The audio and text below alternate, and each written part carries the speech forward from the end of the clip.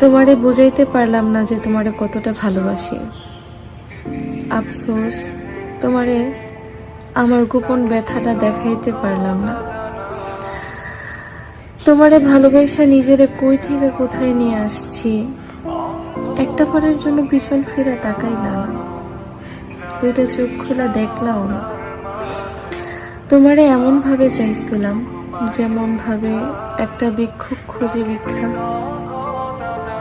তোমার জন্য কত শত যন্ত্রণা নিজেকে উপহার দিলাম, এত কষ্ট সহ্য করে, এত বড় চেয়েও তোমার আমি পাইলাম না। অথচ তোমারে না চাইতে অন্য কেউ পাওয়া গেল।